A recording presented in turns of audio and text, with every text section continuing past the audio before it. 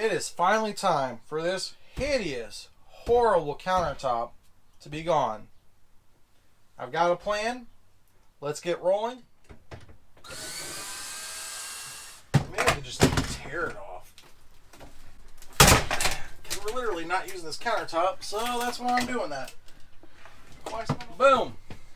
Okay, you guys probably don't want to see me wrestle with this sink for 20 minutes. Obviously, the drain lines are threaded. I've got to get those disconnected. There's probably some screws or some latches, brackets underneath here. I'm going to unscrew that, be able to pop the sink out. Alright, since I'm kind of working underneath the counter and everything, and you guys, I can't get good angles and do the job and get this done and show you guys. I'm going to walk you through everything for a moment.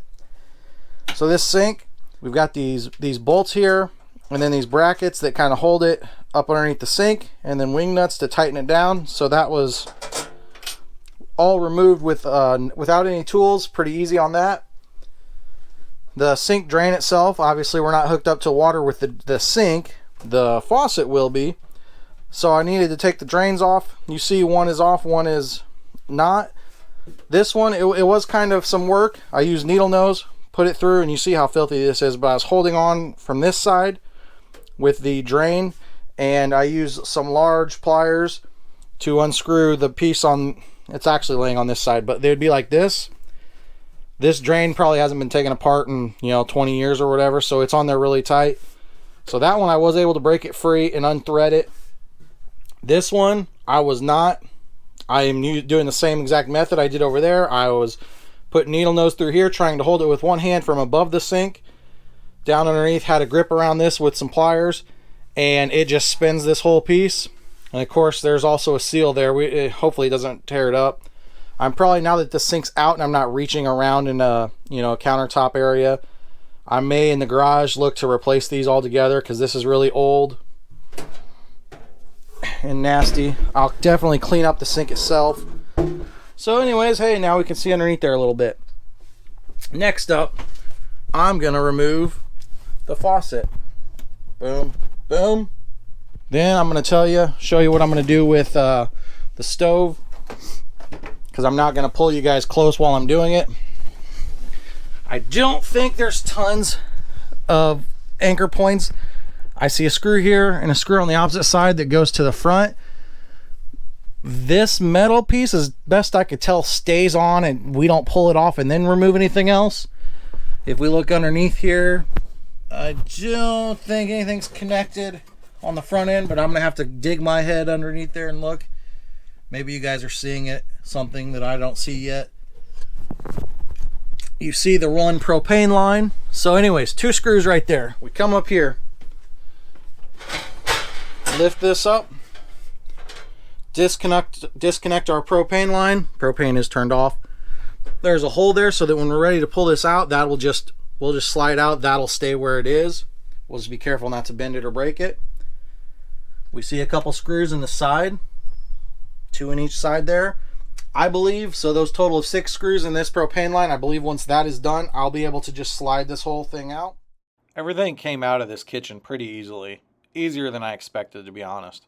The only hang up I had was getting that propane line off, and that's only because I was being lazy and trying to use pliers instead of wrenches. Once I finally did, it was no problem. Okay, here we are.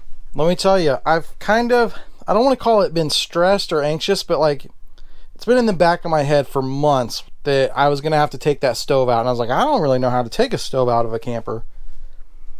It was a couple screws and this one gas line. Super easy.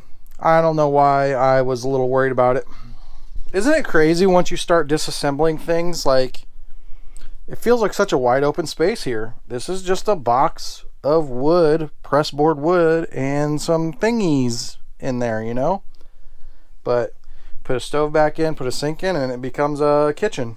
So it's kind of crazy when you look at it this space. I might be talking crazy right now, but it makes sense to me. Alright, so I looked to see with the countertop, the back end, there are no screws going up underneath. It looks like there are some staples. The front end, there are. So I'm going to take out these screws there. I see 3 there. There was 2 right over here. 2 right there. From there, I'm going to start gently tapping it. I imagine we have staples or screws on that end, possibly. It's going to be secured here. I actually want to keep this framed. I'm going to use this countertop as a template for my replacement. So I don't want to tear it up and just rip it out. Not to mention, this isn't like the sturdiest and greatest of materials.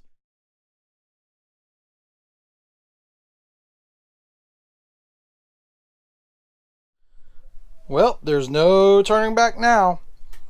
That countertop is done. I can still use the piece of laminate, very thin. There was a lot of like plywood support going on underneath here, but I still have my template for the new one. It is what it is. I'll tell you that it feels solid. It does not feel soft. None of that feels soft. I'm okay with it. The rest of this structure along here looks decent. So all in all, every time we dig into this camper, pretty fair shape. You know, campers, water damage is just pretty common in them and whatnot, and not like having to replace a lot of structural stuff. I still to this day feel so blessed that I found this camper. It's a perfect remodel for me. All right, guys, so I got this piece, the laminate piece, off of the plywood. So I've got my template. Didn't even need to measure anything or anything like that. I'll make sure I'm square. Do that right now. Looking pretty good. So what are we using? I guess I didn't mention that to you. I'm using a project panel, a handy piece of wood, plywood. This happens to be spruce. There's a little bit of concern because spruce is a pretty soft wood. It's not a very hard wood. This is what was available on the day I purchased what I purchased. And I'm not too concerned about it because underneath, I'm going to give it a few coats. I'm going to give it a couple coats of polyurethane. I'm going to seal it off. That is one thing you want to do. You know, don't leave raw plywood for kitchen or bathroom areas, camper or otherwise. You know, you don't want it to rot away. So I'm going to seal it up where you're not going to see it, even when where I'm not going to stain it and everything. On the top, I'm going to put a layer of epoxy. I'm going to do some resin. I'm going to do clear because I'm going to stain this wood. So I'm going to go with that, and I believe that that epoxy will be hard enough. It will be strong enough that I'm not concerned about a soft wood. The wood really itself won't be a surface that you are messing with when you're camping, when you're using. It's just going to be the aesthetic side of it. The resin will be on top of it. I am not going to round off this edge as was before. My plan is just leave it a straight corner. I have a piece of trim I'm going to put to make this look a little more finished. I could use my router, but I use it a lot. I'm going to use it for some other things a little bit later on. For this, I'm going to use a piece of trim. I think it'll look better.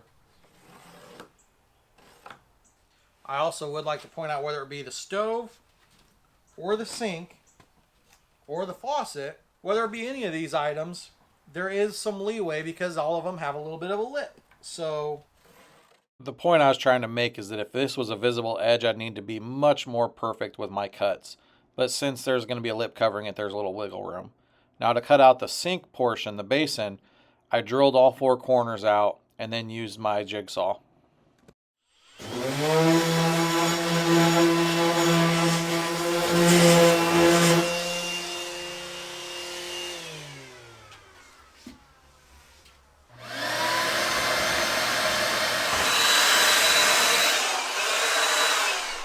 Alright, the last piece of work I need to do before staining this is get my trim. I want to get my trim piece on there before I stain so it's all just kind of tied together. I'm going to 45 this corner right here.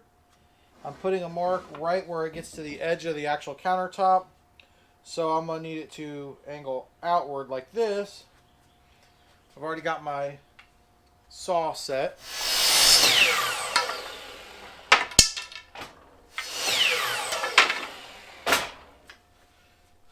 How good did I do it? Cutting, thinking.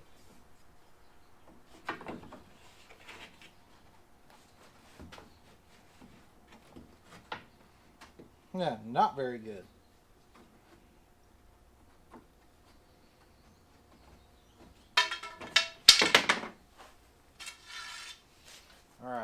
I do wrong here? Let's figure this out, shall we?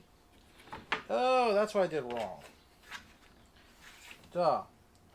For that 45 and 45, to me, we don't want to go beyond the outside. So if I push it in, the corner is good. I just need to take a little bit off of that and a little bit off. So I don't need to mess with that corner anymore. I just need a straight cut. Okay, I can resolve that. Let me get that taken care of. Okay. Now these pieces of trim are rather thin. I'm not going to put any staples or anything like that in there. Just going to glue it. And why is because if I put any staples or anything, it's probably going to break it. It's probably going to splinter off and split. Since this is an angled corner piece,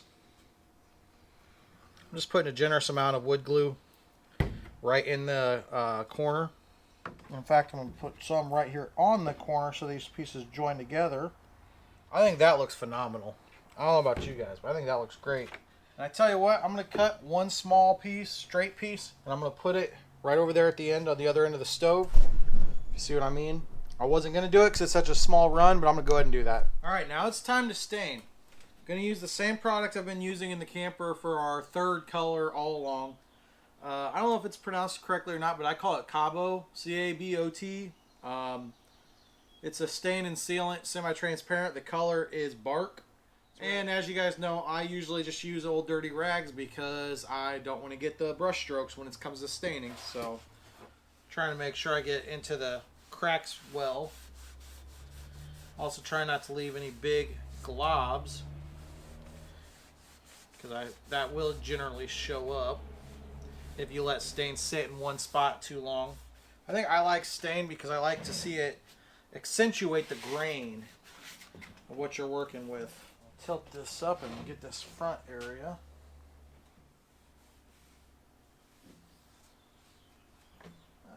Even though this outside edge down here is going to be against the wall, I'm putting some of this on it just because it is a sealant as well. And I'll obviously seal it up with polyurethane or something also, but I just want to go ahead and any surfaces I can get right now. I'm not going to flip it over and do the bottom side, and I don't intend to stain the bottom side of this. But any of the surfaces I do see, I intend to go ahead and just get a coat on there.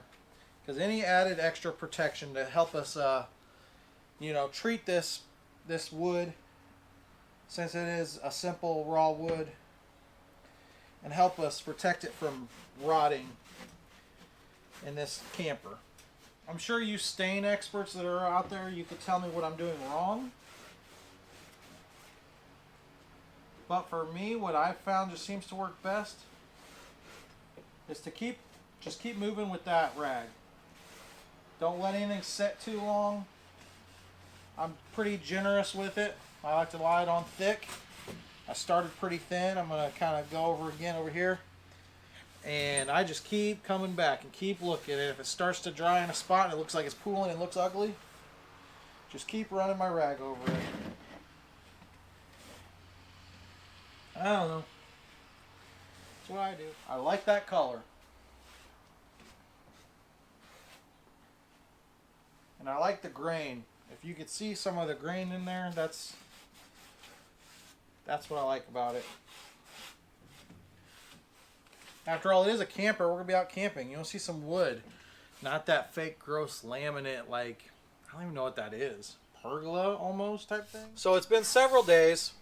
This was prepared. I had it flipped upside down. And I put 4 coats of polyurethane on the bottom. So I've sealed the bottom of it.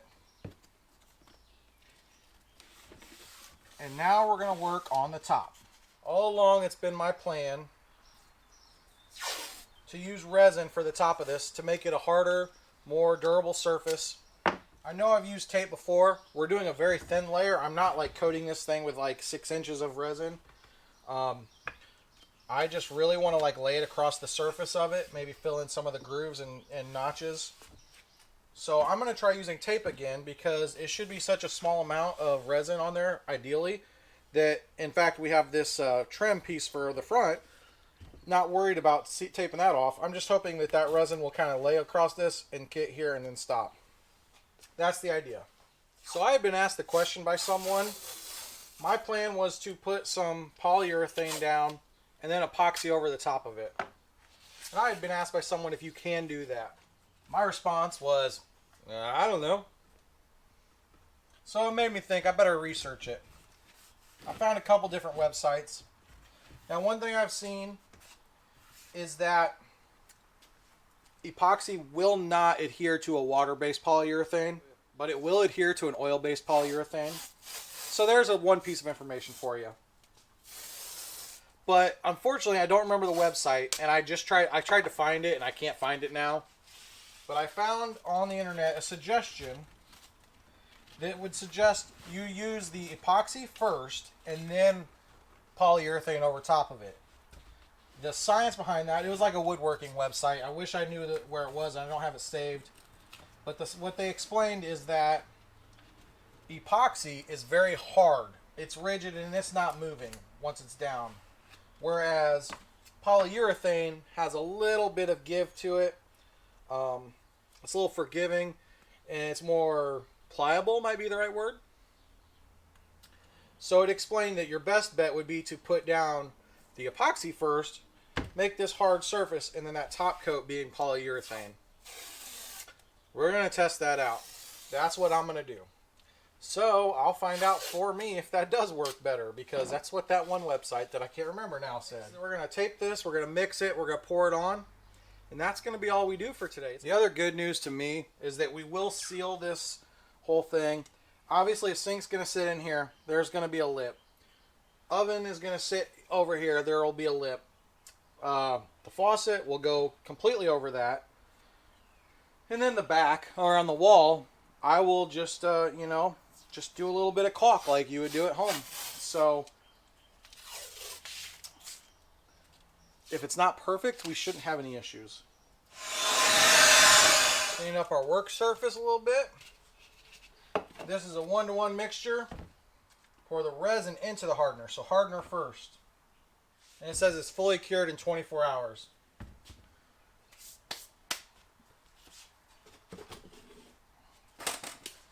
Got my stirring stick.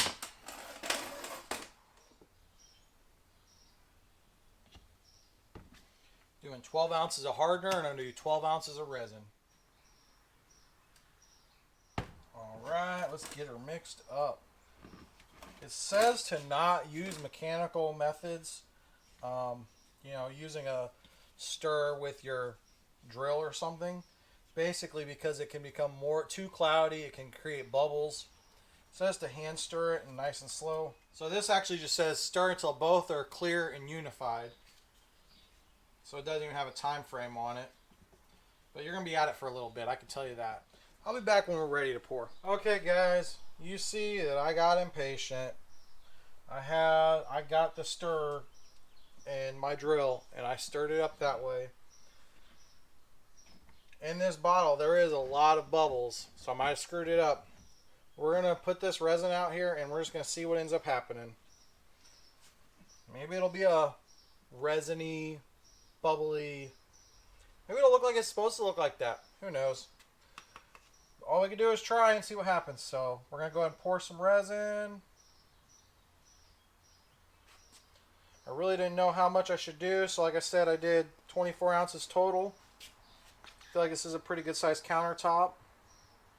So as far as those bubbles go, they dissipated. They worked themselves out of the resin remarkably well.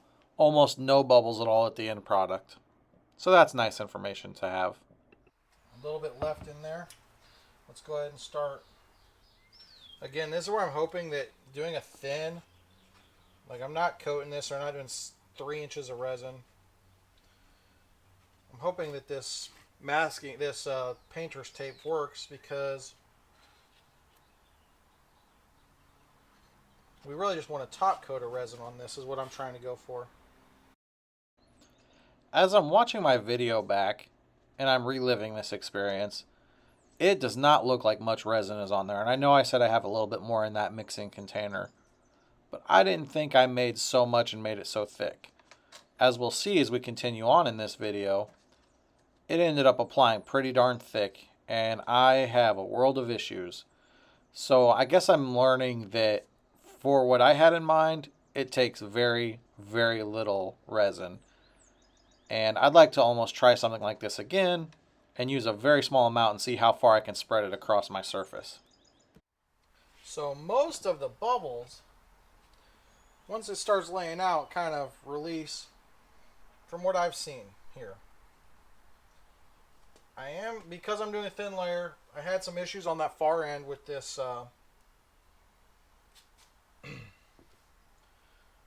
with the tape. But so far, things seem to be going okay.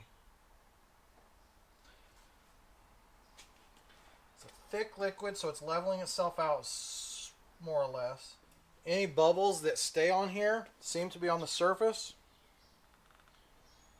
And once it's dried, I can give it a light sanding. Should take care of them.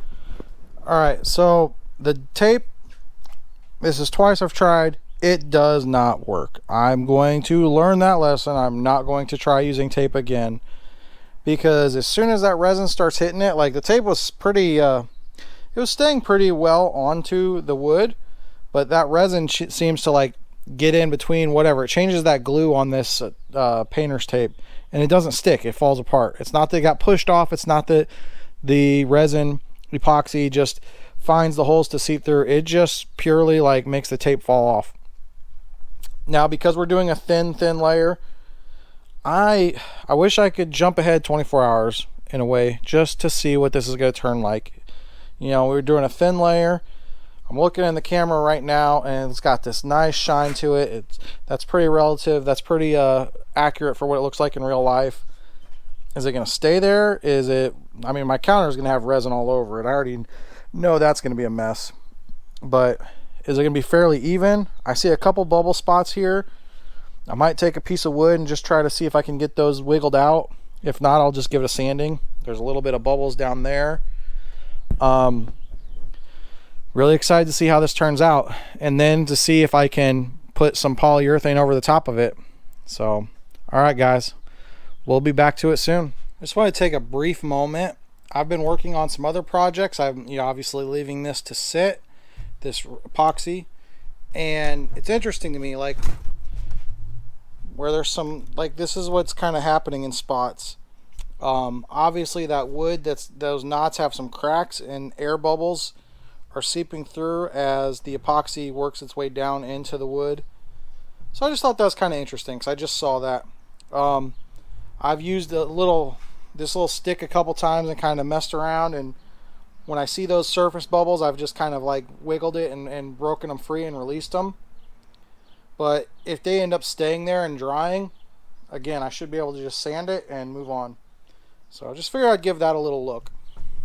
Alright guys, I love the way this is looking. It's been 24 hours. It's time to kind of get all the rest of this away from it and get it standing alone on its own. That resin really does set, so it's glued on there. In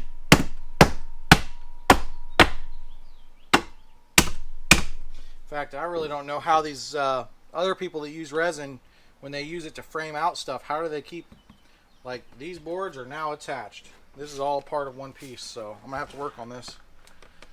Ugh, it's like glued down too.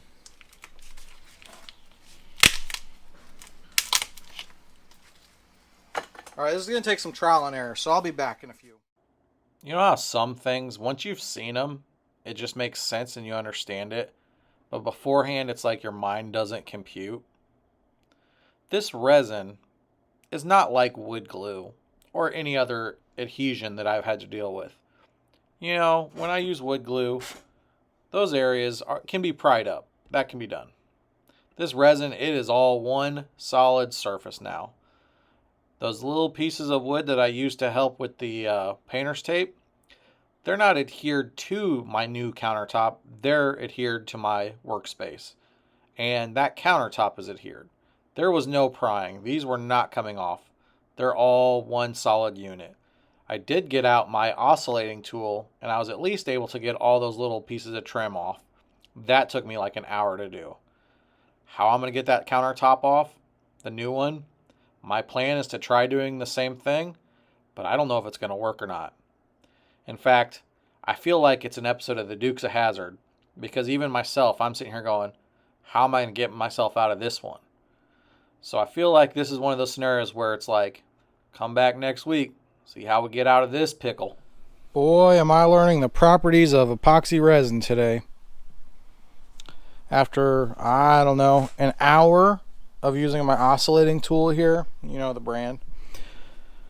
And so the pieces I had that were supposed to kind of hold the resin up and give it a place to sit and pretty much did nothing, they weren't really stuck or glued. And glued's not even the right word, because you guys know I've used a lot of wood glue in my projects. This is not wood glue. Wood glue, when you pry a little bit, as long as you're gentle, you can work its way up and you can get it to release. This does not come apart. So I had to cut the resin with the oscillating tool underneath each of those pieces and get it off. So I mean, now we're back to with our actual board, except for up here, those holes. I'm gonna have to like literally drill that painter's tape out of there, because that is rock hard. It's not going anywhere on its own. So it took me, you know, an hour to do this. Now I've got a nice countertop for my camper, which I'm ready to polyurethane. I'm not ready, but you know, that would be the next step. But it's completely secured to this counter.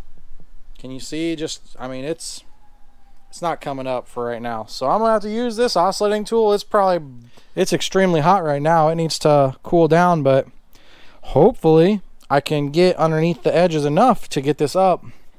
And that's gonna be a long stinking process on its own.